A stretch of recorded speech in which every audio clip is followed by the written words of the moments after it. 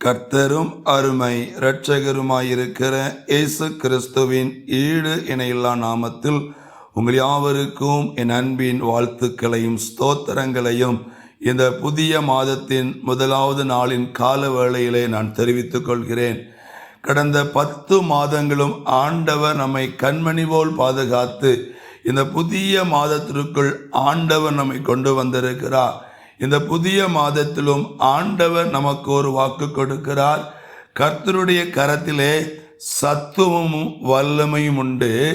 சத்துவமும் வல்லமை நிறைந்த என் ஆண்டவருடைய கரத்தினாலே எவரையும் மேன்மைப்படுத்த முடியும். ஆமென்.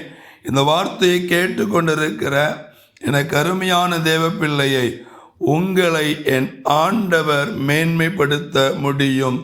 எந்த சூழ்நிலையில் வாழ்ந்து கொண்டிருக்கலாம்.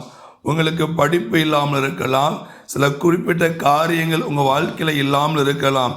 எப்படிப்பட்ட சூழ்நிலையில் நீங்கள் இருந்தாலும் உங்களை கர்த்தரால் மேன்மைப்படுத்த முடியும். அல்லேலூயா.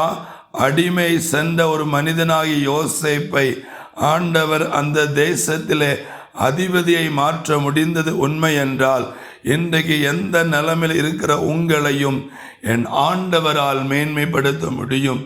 ஆகவே அவருடைய கரத்தில் உள்ள சத்துவத்தையும் வல்லமையும் அவருடைய காரியத்தில் இருக்கிற அந்த அதிகாரத்தையும் விசுவாசியுங்கள். நிச்சயமாகவே இந்த வார்த்தையை கேட்டுக்கொண்டிருக்கிற உங்களை என் ஆண்டவரால் மேன்மைப்படுத்த ஆகும். அவருடைய கரத்தினாலே ஆகும். ஒரு விசுவாசியுங்கள். நல்ல தகப்பனே, இந்த நல்ல வார்த்தையை ஸ்தோத்திரம். இந்த மாதத்திலும் உமது கரத்தினால் இந்த வார்த்தையை கேட்ட ஜனங்களை மேன்மைப்படுத்துங்க, உயர்த்துங்க. அப்படி எல்லா காரியங்களும் அற்புதம் நடக்கட்டும். இயேசுவின் நாமத்தில் ஆமென்.